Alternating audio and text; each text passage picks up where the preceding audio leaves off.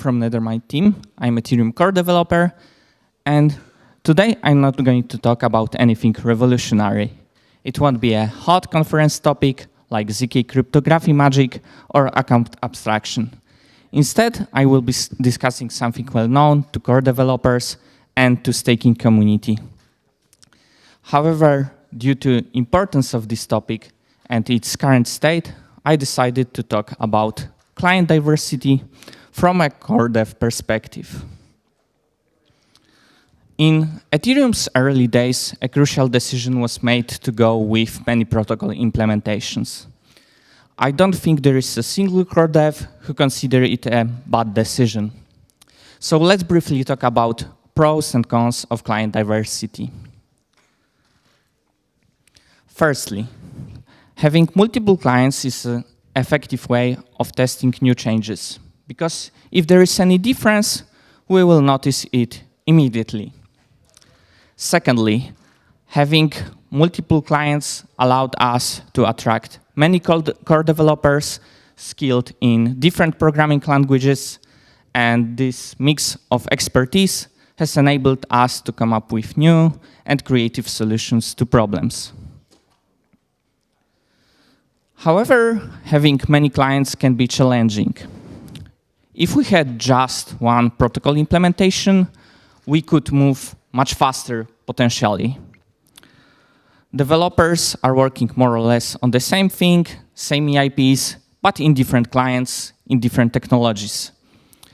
So if we had one client and the same number of developers, we could deliver more EIPs in the same time. Furthermore, due to our use of multiple clients, we encounter challenges in standardization of non-consensus critical areas, such as JSON RPC. Integrating can be complex for dApp developers. Without standardization, dApp devs have to handle all possible options from different clients to check error codes. For example, as shown in the slide, managing errors related to insufficient balances can be quite messy. Nonetheless, all these pros and cons aren't as crucial as the security benefits of client diversity. With great client diversity, there is no negative effect in case of consensus bugs. What's more, if we had just one Ethereum implementation, one team could manipulate the state tree, so account balances, as they wish. So client diversity means being safe from insider attacks. However, there are more benefits, and let me explain it by example. So in March of this year, Marius van der Wieden noticed the attack on Gerli network. And to be honest, we don't know the motivation of attacker, and I'm not sure if we should even call it attack. However, this situation is intriguing from a client diversity perspective. So what happened? Marius had been working on DDoS vulnerabilities in transaction pool, and he found issues, and he fixed them, he prepared a PR, but obviously all Ethereum clients are open source, so someone noticed the fix, analyzed the code, and prepared the attack based on his findings.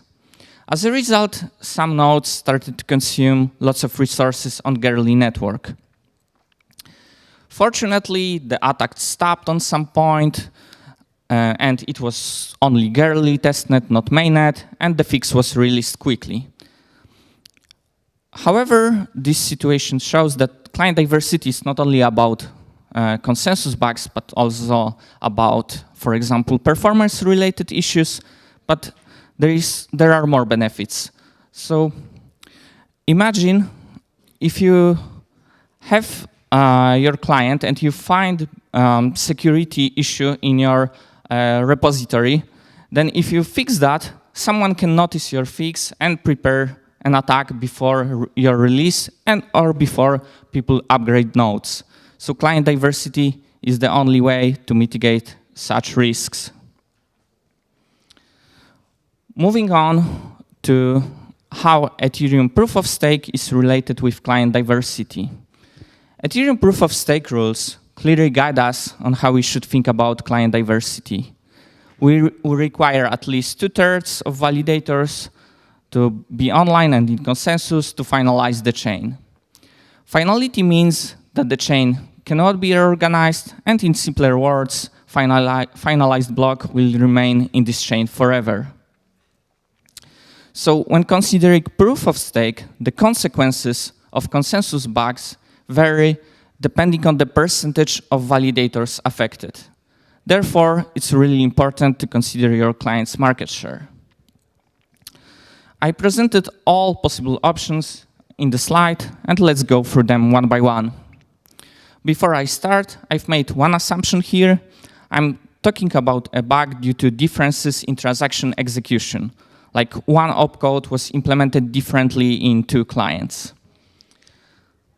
So as a result, some blocks may be seen as valid from one client perspective and invalid from another client's point of view. So first row presents the situation when we had a consensus bug in a client below 33% of market share. In this situation, the network will be still able to finalize, resulting in no serious issues on the entire network. Stakers of affected client will get normal penalties as for being offline in normal healthy network. So roughly speaking, it means that if your validator was offline for 1 day, you would need slightly less than 1 day of operation to break even. Stakers of other client will earn rewards as nothing bad had happened. The situation worsens when we have a consensus bug in a client between 33 to 66% of market share. In this situation, the network won't be able to finalize, and stakers of affected client will suffer due to inactivity leaks. Penalties will increase for them quadratically, and without finality, there are no rewards for all stakers from attestations, even those who didn't use the affected client. So this highlights that running minority client is much less risky. And the last situation, when we had a consensus bug in a client above 66%, could be catastrophic for the network, because it would mean that we will finalize incorrect chain. This situation would leave us with 2 unfavorable options. First option, fix the bug in supermajority client and switch to the chain created by minority clients. Second option, accept the bug as a canonical behavior and introduce the same bug in all minority clients and switch minority clients to the chain created by supermajority client. So for supermajority client users, the first option would be extremely painful, as it could mean that those stakers will lose a lot of their stake, even up to the whole 32 if in extreme situation. Surprisingly, the second option would mean for them normal attestations as nothing bad had happened. However, choosing the second option would be highly controversial, perhaps even more controversial than DAO fork, and in some cases, it won't be even possible to choose the second option.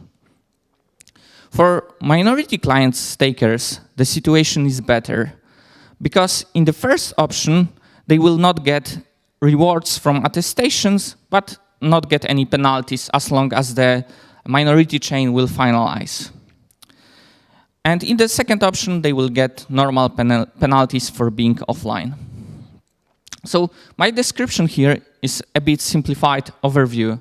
However, I've highlighted the most crucial aspects here. There are strong incentives for stakers to diversify their infrastructure and to run minority clients. What's more, this table shows that we shouldn't have any client above 66%, and ideally we should have all clients below 33%. And moving on to the current state of consensus client diversity. A year and a half ago, Vitalik tweeted that we had won the battle of consensus client diversity. And it's true. Perhaps it's still not perfect. However, starting from that point, we have achieved an acceptable state in consensus client diversity. There are no supermajority client risks anymore. Both Lighthouse and Prism are close to 33 to 50% range. Additionally, we have 3 other excellent clients, Teku, Nibus, and Lodestar. Vitalik had mentioned that it's time to work on execution client diversity. And indeed, we have achieved substantial progress in this field. On the left, we can see the state when Vitalik wrote his tweet. At that time, GEF had almost 84%, while all other clients combined accounted for 16% only. Now, the situation improved significantly. At first glance, the state of execution client diversity seems to be similar to consensus client diversity. So we don't have any clients above 50%. We have 2 clients in 33 to 50% range. We have other excellent alternatives, and Ref is expected to gain market share soon. So we won many battles on client diversity, didn't we? But there is a small issue here. The thing is that regardless of statistics presented to us, we should always strive to understand how they are measured. And the main point here is that on the previous slide, the number of nodes was presented, not validators.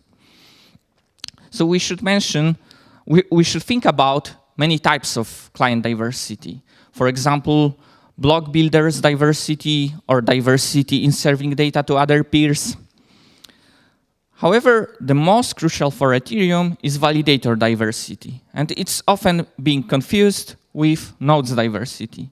And of course, you can run Ethereum node to stake your ETH and become validator. However, nodes have more use cases, such as obtaining data through JSON RPC or sending transactions privately. What's more, one node can be responsible for running 0, 1, 2, 3, hundreds, or even thousands of validators. So we need better data to assess execution client diversity. And if staker community is doing their best to gather such data for us. So let's explore all the data that we have about execution client diversity. So on the left, once again, we have nodes diversity. And the problem here is that it's, of course, not validators, and we don't know the methodology because the crawler is not open source. On the right, we have data about validators. And as we can see, this data shows lack of client diversity. GEF is the supermajority client with 84% of market share. Nevertheless, this data is also not perfect. So we should mention how this data is being collected. It's not on-chain data, but a survey involving big staking players. So it's not possible to include home stakers here. What's more, this data doesn't change dynamically, so you have to repeat the survey to gather new data. And because of that, it's really hard to maintain and very easy for human mistakes. Of course, the effort of gathering such data is super important because it shows that not all problems about client diversity are solved.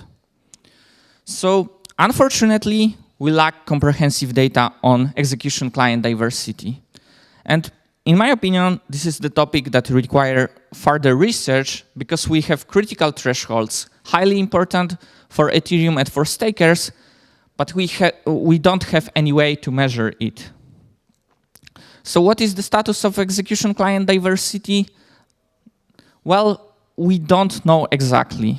However, the available data allows us to draw several conclusions, and I will summarize it along with the entire presentation. So Client diversity is crucial for Ethereum because it brings many security benefits. We have critical thresholds for client diversity at 33%, 50%, and 66%. There are incentives for stakers to diversify the infrastructure and to run minority clients. We have achieved an acceptable state of consensus client diversity, and we need better data to assess execution client diversity. I didn't cover it during the presentation, but block builder diversity and diversity in serving data to other peers must improve. Currently, GEF nodes have the biggest responsibility in those areas. Thanks to huge effort from, for example, ETH stakers, it seems that home stakers have played their part, and some of them switched to minority clients. I think we can correlate it with increase of nodes diversity. Based on the available data, which is not perfect, we can observe a strong preference for GEF among major staking players.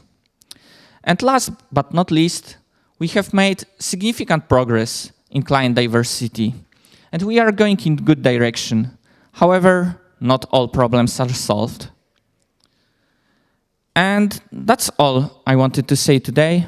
Thank you for your time. For further reading and exploration, please check out these resources. If you have any question, I don't know if we have more time right now, so if not, feel free to catch me later. Thank you.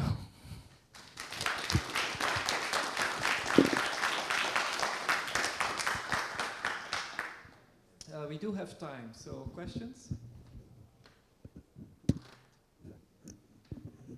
Okay, then we have a small break and then we continue at 4:25.